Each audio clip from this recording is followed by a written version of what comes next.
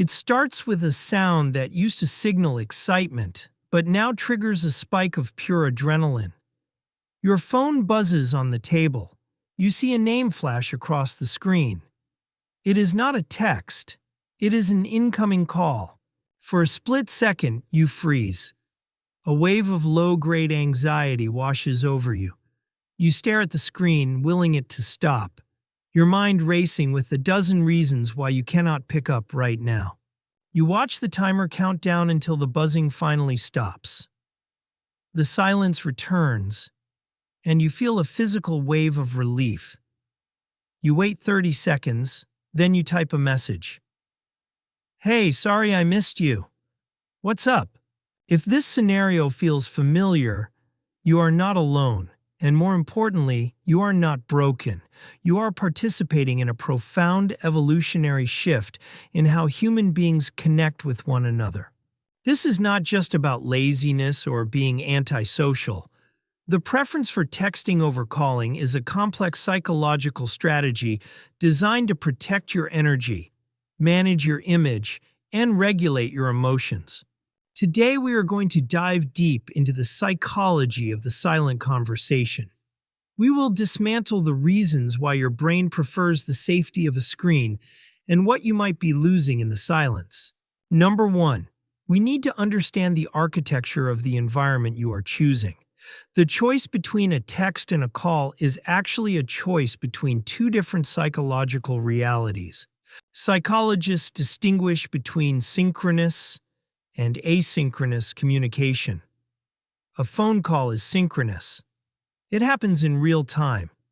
It is a game of tennis where you must return the ball the second it crosses the net. This requires you to be on stage. You have to listen, process information, manage your tone, and formulate a response all at the same time. It demands 100% of your cognitive attention.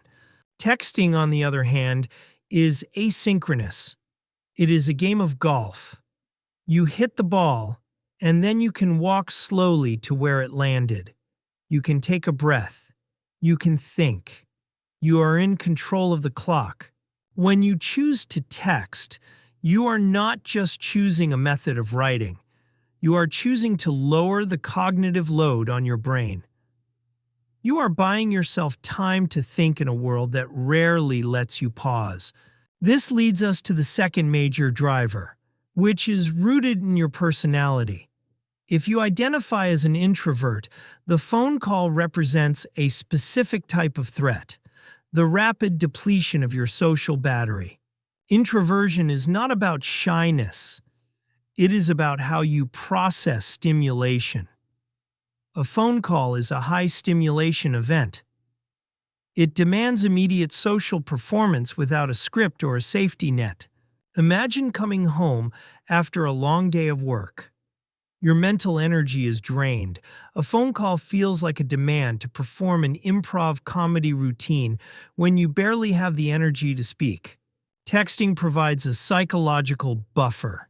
It allows you to engage with people without the heavy cost of social performance. It is a way to stay connected while fiercely protecting your internal resources. However, it is not just introverts who feel this. This brings us to the third point: the role of social anxiety and the fear of negative evaluation. This is where the silence becomes a shield. Social anxiety is driven by a fear of being judged or scrutinized. On a phone call, you are vulnerable. Your voice might shake. You might say the wrong thing.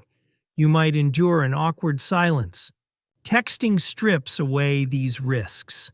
It removes the nonverbal cues, the pauses, the tone, the background noise that act as potential arenas for judgment. It gives you the power of the edit. Think about the comfort of typing a response, reading it, deleting a word, adding an emoji to soften the blow, and then hitting send only when it is perfect. This is known as selective self-presentation. You are using the text message to craft an idealized version of yourself. You can be wittier, kinder, and more coherent in a text than you might feel in a spontaneous moment. It is a control mechanism, but there is a fourth personality type that prefers texting for a completely different reason. If you are highly conscientious, you likely hate the phone because it is messy and undocumented. Conscientious people value order, precision, and clarity. A phone call is ephemeral. Information is spoken and then it vanishes into the air. Did they say Tuesday or Thursday? Did they promise to send the file? Texting creates a permanent digital ledger. It is a searchable archive of your life. For the conscientious mind, this offers a profound sense of security. You have the receipts for every interaction. You can look back and confirm exactly what was agreed upon. This reduces the anxiety of memory failure. You are not avoiding connection. You are optimizing for accuracy and eliminating the chaos of the spoken word. Now, let's look at the fifth driver, which relates to how we handle our emotions. This is particularly relevant if you score higher on the trait of neuroticism or emotional sensitivity. Life is full of triggers. A friend cancels plans. A boss gives critical feedback. If this happens on a call, you have to react immediately. Your disappointment or anger is exposed in real time. Texting acts as an emotional dimmer switch. When you receive bad news via text, you have the privacy to process your initial reaction. You can swear, cry, or panic in the safety of your own room. Then, once you have regulated your nervous system, you can type a calm, measured response. You use the medium to prevent your emotions from hijacking the relationship. It is a form of conflict avoidance. By creating this distance, you feel safer. You avoid the danger of saying something you regret in the heat of the moment. You maintain the upper hand over your own volatility. However, while this control feels good, it comes at a steep biological price. This brings us to number 6, the hormonal cost of the silent conversation and the empathy gap it creates. The human voice is not just a carrier of information, it is a biological instrument. For thousands of years, the sound of a loved one's voice has been a signal of safety and survival. When you hear a friendly voice, your brain releases oxytocin. This is often called the bonding hormone. It lowers your cortisol levels, which are responsible for stress, and makes you feel physically safe. A fascinating study looked at stressed young girls. Those who heard their mother's voice experienced a massive drop in stress hormones and a surge in oxytocin. It soothed them on a chemical level. The girls who only texted their mothers showed no oxytocin release. Their stress levels remained as high as if they had no contact at all. Think about the implications of that for your daily life. When you choose to text a friend who is struggling, or when you text your partner after a hard day, you are transmitting information, but you are not transmitting biological comfort. You are effectively starving yourself and your relationships of the physiological nutrition they need to thrive. You are connected, yet your body remains in a state of isolation and stress.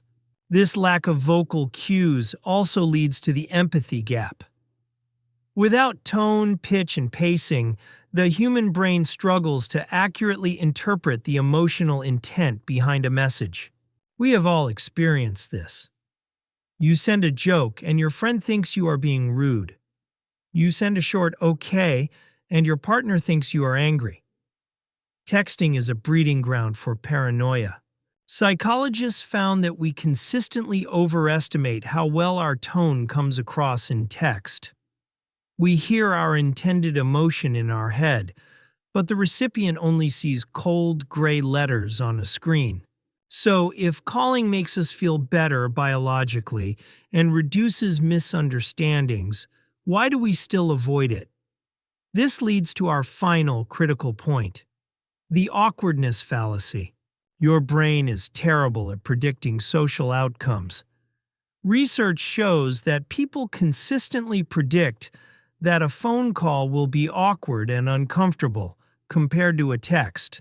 We fixate on the risks, the potential for silence, the inability to hang up, the pressure to be interesting. We view the phone call as a social cost that needs to be paid. But when researchers force people to actually make the call, the results are shocking. The awkwardness they feared almost never happens. Instead, they feel energized and deeply connected.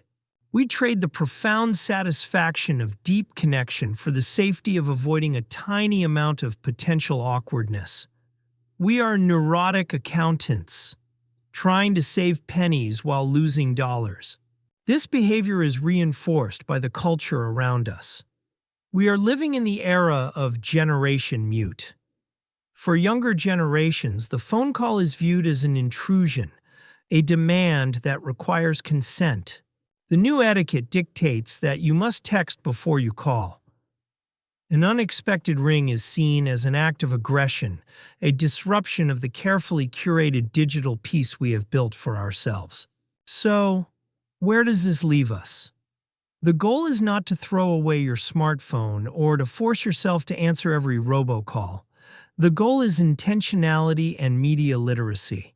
You must recognize that texting is a tool for control, logistics, and information. It is perfect for telling someone you are 5 minutes late. It is perfect for sending an address, but it is a terrible tool for emotional resonance.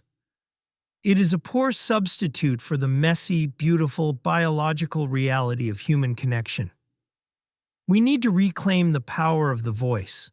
The next time you feel that spike of anxiety when the phone rings, or the next time you draft a 3-paragraph text to avoid a difficult 5-minute conversation, pause. Ask yourself what you are protecting. Are you protecting your time, or are you hiding from the vulnerability of being heard? Are you managing your image, or are you avoiding the risk of being real? There is a middle ground emerging, like the voice note. It offers the control of asynchronous time with the warmth of vocal prosody. It is a bridge between the two worlds. But nothing truly replaces the synchronicity of a live conversation. The magic of human connection happens in the gaps, in the shared laughter, and even in the awkward silences that we share together. The silent conversation is safe. It is controlled. It is efficient. But it is also lonely. Sometimes the bravest thing you can do is press the green button and simply say, "Hello,